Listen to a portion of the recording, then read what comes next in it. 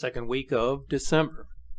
As 2016 draws to a close, we are faced with the very real possibility that the new year will bring great uncertainty and a sense of despair and hopelessness about the future of our planet. How do I know this? Because you have personally expressed your feelings both publicly and privately with myself and with those who you confide with on our social media sites. We realize that these feelings exist in many of us. They are stronger in some than in others, but we can't quite grasp the real source of our anxiety. There is one possible reason why we feel so anxious about our future.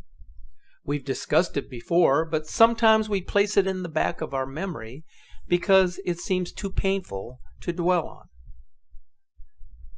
When we think about disasters, we usually consider the events that take place in our natural surroundings, such as storms and earthquakes, which have occurred since the dawn of time.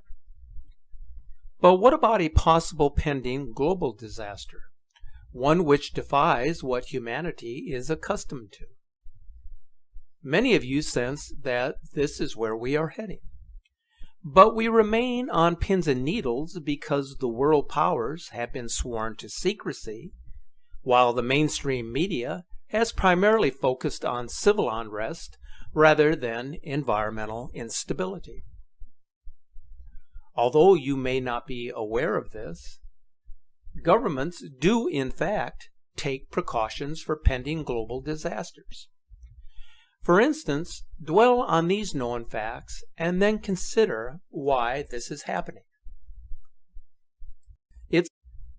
The U.S. Space Shuttle launched its last mission in mid-2011, at the same time that NASA had completely abandoned its government-funded manned spacecraft program. That same year, the Svalbard Global Sea Vault was sealed. They then announced that they would allow the world to restart agriculture immediately following a global catastrophe. The anticipated collapse of the global financial system, as governments would not be expected to pay back their debts, thus considered an economic reset for reasons not entirely known. Government organizations and the militaries ramped up efforts to build underground survival shelters and facilities across the globe. Are you aware that the demand for fortified shelters has skyrocketed just in the last 3 to 5 years? Why the rush? Do any of us know for sure? The construction of DUMB facilities has been going on for many years now and continues even today. The fact that the government is building these shelters mostly in remote, inhospitable areas, far from the maddening crowd, should have all of us asking serious questions. China has decided in just the past few years to quickly build subway complexes below most of their major cities, which is very odd in terms of timing. The government also constructed a survival bunker capable of holding 200,000 chosen people. Russia announced the construction of 5,000 new nuclear bomb shelters that were required to be completed by the end of this year, 2016. Their subway system also had to be relocated deeper than needed for use as emergency shelters. And what about FEMA?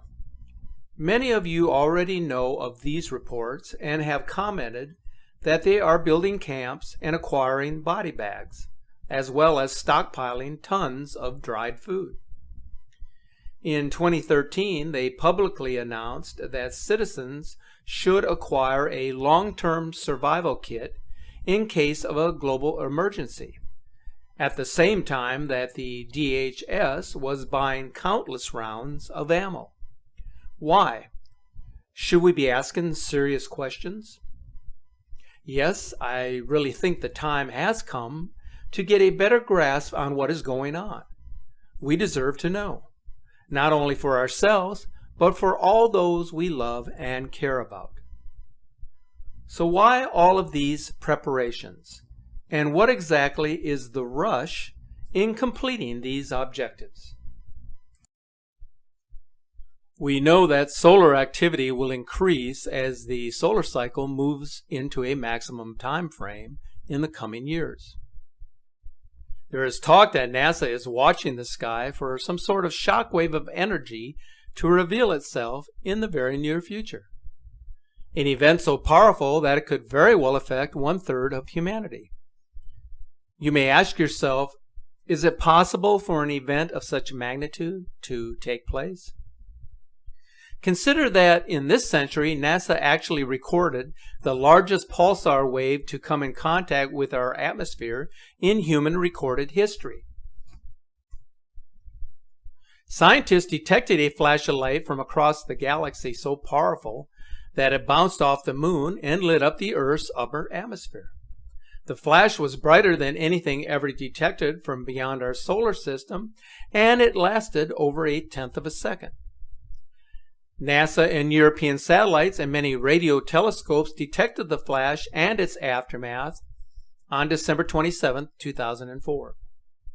The scientists said the light came from a giant flare on the surface of an exotic neutron star called a magnetar. The apparent magnitude was brighter than a full moon and all historical star explosions. The light was brightest in the gamma ray energy range, far more energetic than visible light or X-rays, and invisible to our eyes. NASA has a habit of predicting that the sun may generate unprecedented solar storms for a lengthy period. They cannot accurately predict Earth's normal weather a week in advance, and still somehow they claim to be able to do this with respect to unprecedented weather on the sun and do it years in advance. So what they are saying is that they are more dependent on vulnerable computer technology now.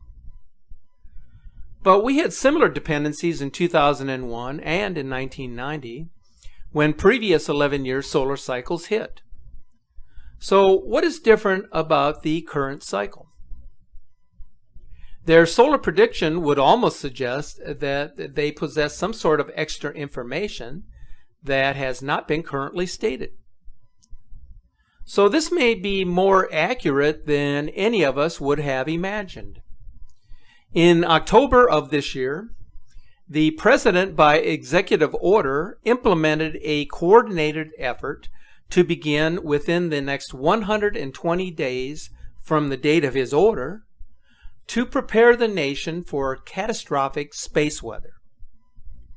The order was prepared and provided to the media on short notice. The proclamation by the President can be read in its entirety at the address listed here. One thing seems certain. Whatever is approaching the Earth, people are taking notice and sharing what they have witnessed and observed with the technology that is afforded them. I will make every effort to keep you updated on visual observations that are provided both on our Facebook account and through our channel correspondence. I must note, however, that the authenticity of these image captures cannot be verified with 100% accuracy. But I will make every effort to carefully examine each photo and video that is presented. So let's examine each of these recent captures for your review.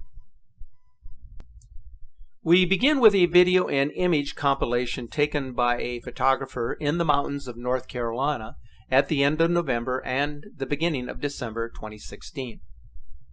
Each capture was completed using a disc filter attached to a camera lens. You will notice the V-shaped tail formation appearing to the left of the sun.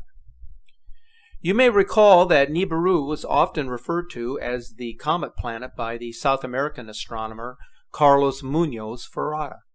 It was done so because of its distinct tail consisting of cosmic red iron oxide dust and debris. he pegged the name Hercolubus to describe this large celestial entity.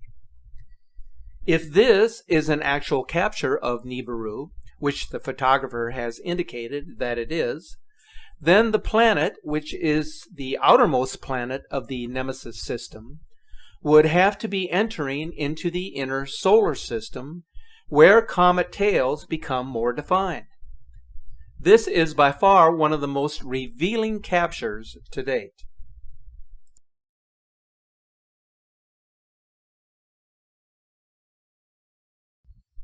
In these images from December 2nd, there are two orbs captured below the sun. Notice how both objects are appearing behind the tree line, which is absolute proof of the existence of celestial entities, as flares or reflections will always appear in front of objects in the landscape. I wanted to include this extraordinary capture taken in August from Brazil, because the winged formation, or the winged serpent anomaly, has been photographed on at least 3 or 4 separate occasions since the beginning of 2016. Notice how the entire formation appears from behind the mountains and is reflected in the water.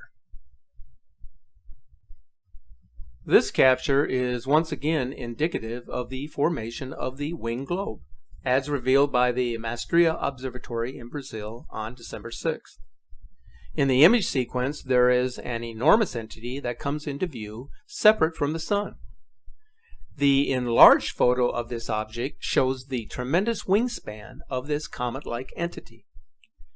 What's so interesting about this is that the formation is appearing on 2 separate observatory cameras, both of them from Brazil, as shown here just below the sun from the Dog's Heaven Observatory. So needless to say, we have 2 separate sky cameras that are showing the same thing. More than just a coincidence in these captures. Here is a naked eye observation from Canberra, Australia, which I just received yesterday. The observer indicated that the object was visible before capturing it with his camera, appearing just above and to the right of the sun. If you look closely at the object, it appears to be partially eclipsed, possibly due to haze in the atmosphere, but nevertheless an object which the observer indicates was visible prior to capturing the image with his camera. This is also a naked eye observation from Seville, Spain on December 7th. The observer indicates that after noticing something very bright in the sky, he then grabbed his camera and photographed it. After examining this image, I was able to rule out the possibility of this being a sundog, as the characteristics of this type of anomaly are not consistent to label it as such. And it cannot be a flare or a reflection, because the observer indicated that he saw it prior to capturing the image with his camera. This video capture is most revealing in that there are 2 very distinct and separate light sources emanating from the observatory sky camera. This is what is commonly referred to as a two-sun phenomena, which I must add has just recently been viewable from the all Skycam observatories. Also notice that the sun to the right is smaller and not as bright, which would fall in line with the hypothesis about a brown dwarf binary star in our solar system.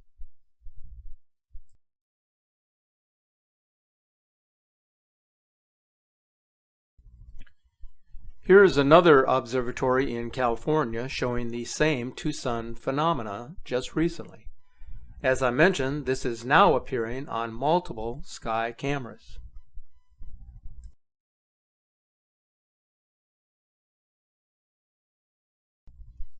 The following compilation of images were captured through the coordinated efforts of a group of amateur astronomers from Canada and the United States on November 14th.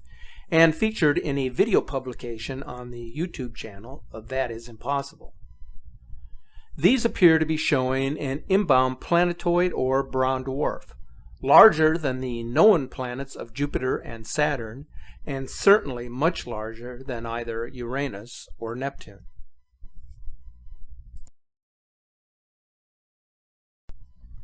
So there you have it, folks. I apologize if I am unable to include your specific images or videos in our productions due to time constraints. If you visit our Facebook page, you will notice that we do include many of your captures on our front page. So be sure to visit there whenever you have a moment. Leave a comment or a message with your photo captures, and we'll check them out whenever time permits. So hopefully you now have a better understanding of why the government has been so secretive for so many years about this incoming system. They knew what was coming all along, and now they realize that the cat is out of the bag. The secret can no longer be kept in the dark. They built their fortified facilities to protect them from coronal mass ejections from the sun, from asteroid impacts, and from catastrophic flooding, all associated with the passage of this system. This is the very reason why the CIA relocated their division to Colorado, and also why the NSA relocated their headquarters to Utah. Hundreds of billions has been invested to protect the elite. So now it's time to do what you can do to protect yourself. Keep looking to the skies, as this is your path to salvation.